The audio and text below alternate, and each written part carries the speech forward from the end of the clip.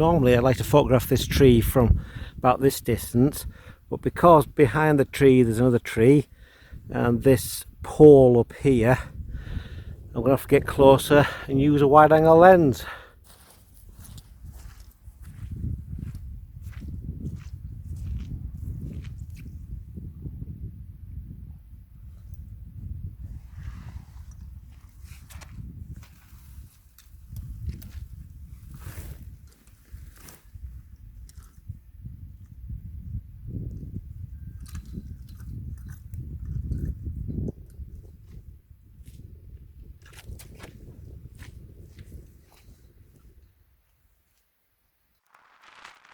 Right, what I've done is I've got in close to cut out that bit of tree and broken down tree there, and this pole here.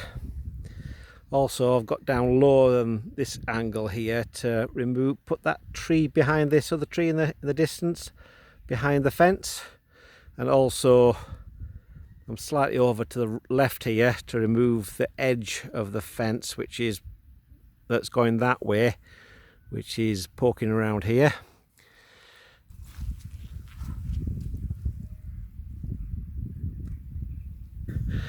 As you see, the exposure is ISO 100, 1/40th at f11. Basically that's exposure for the sky, for the clouds. And what I'm doing is I'm using back button focus. I'm focusing on that part of the tree there. Come on, that's it. Take a picture. Right, and then I'm going down here, and if I need it, I'll take a second picture there. Focus on that tusk of grass and stack them together. So hopefully I won't need it.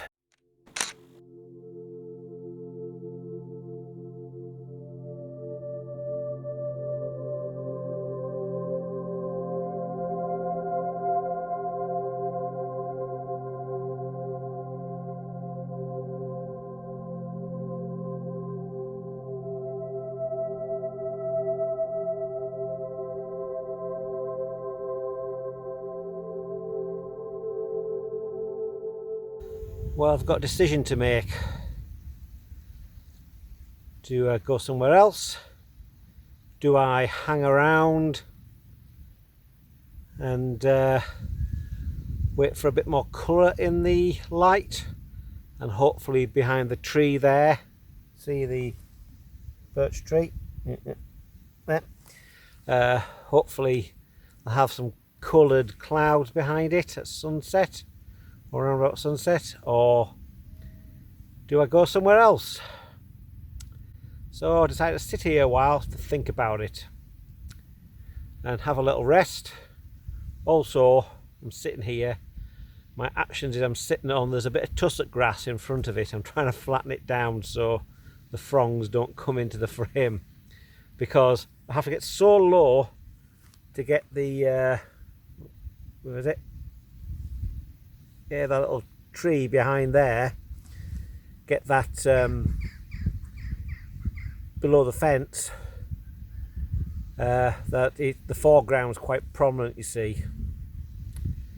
So these are the decisions you have to make.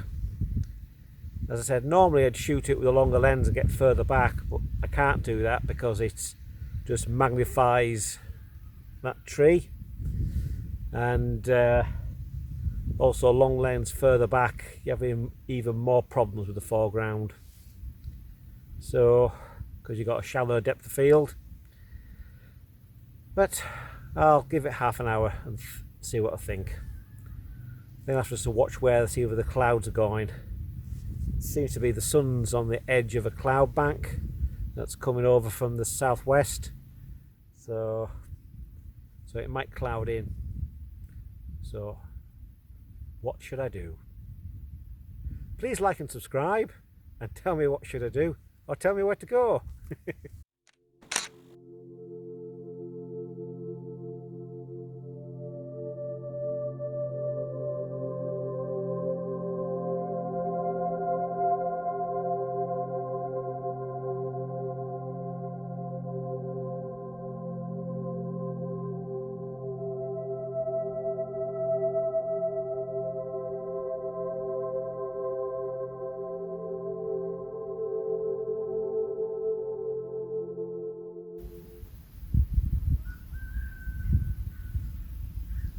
nature has made the decision for me.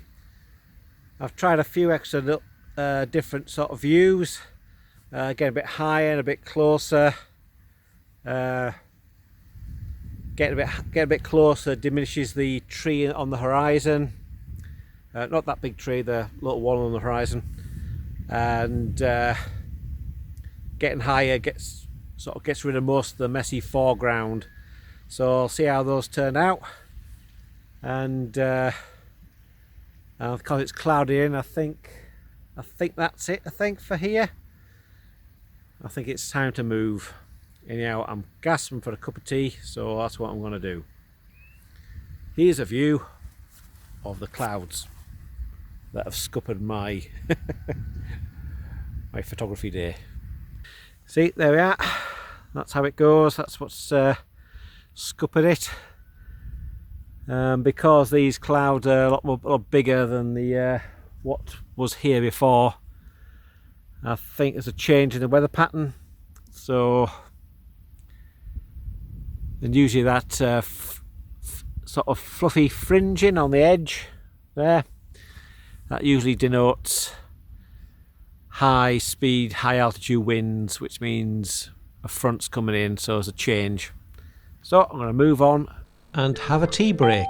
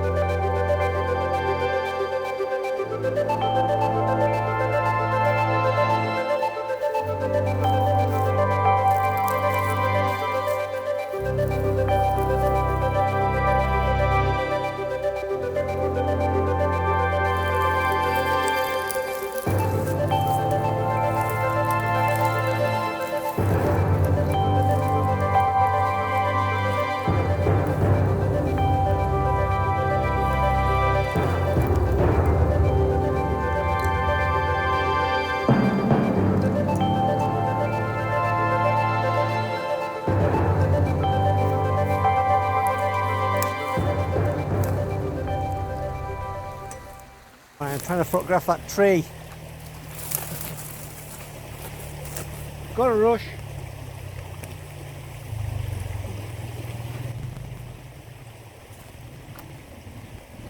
As you can see now, the sun is setting, and what I'm doing is I'm photographing that tree up there, put it on the left hand third with a third of this hill and 2/3 sky, and I'll just wait to see what sort of coloration we get. Usually f11, 100 ISO at whatever it says. Probably have to overexpose by a stop to compensate for the sky, so I'm using the highlight warning just to make sure that bright strip along the horizon there, well, it's really that bit I'm photographing there. You can see round there, down there, around there, that bit there. I'll just do that so it's just showing either a few blinkies or warnings or none at all. So it's really a silhouette shot, and so I'll just wait and see what happens. Hopefully this bit of here will sort of change colour as the sun goes down. That's the plan. That's what we're sticking to.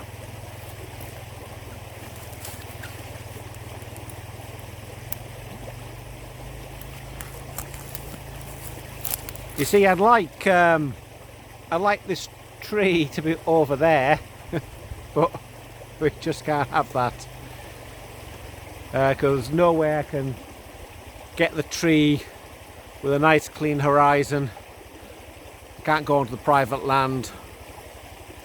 And also they've spread muck on it.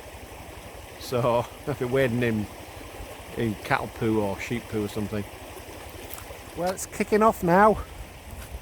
I thought it wasn't going to happen. Woo! I've zoomed back a bit to take in a bit more of the sky. There's a bit more tonality and different sort of textures in the sky now.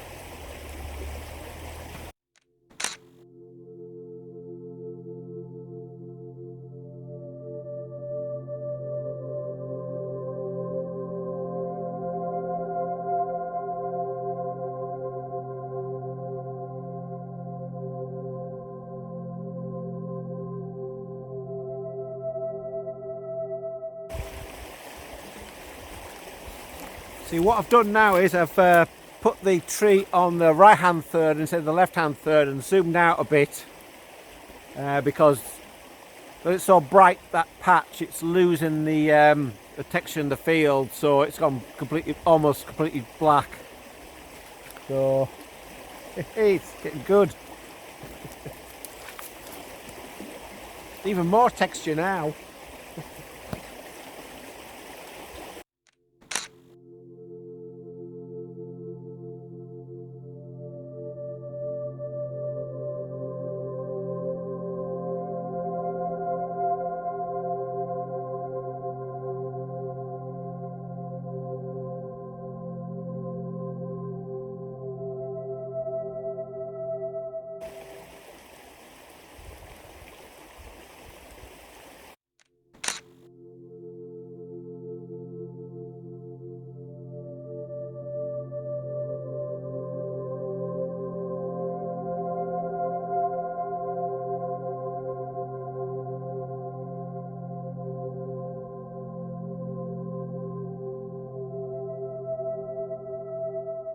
See, you just never know whether you should leave or not.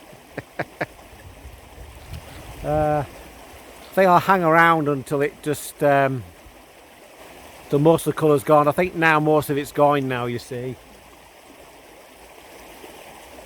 Ooh, there's a hare in the field. You can't see it, but I can. I've got to keep away from the camera because the ground's quite soft. And I think sometimes when I'm moving around, it's moving the ground, it's a bit muddy, especially with long exposures like this. So I'll put it on 10-second timer now because I think we're getting a bit of bounce there. See, it looks better on the screen than it does in real life. Tend to get a bit more purpley sort of blue in the sky. I think the human eye sort of filters it out, so you know, it tries to neutralize everything. So sometimes if you put the white balance on daylight, that's sort of like the base white balance, you see, and then that accentuates any sort of golden or blue light you've got.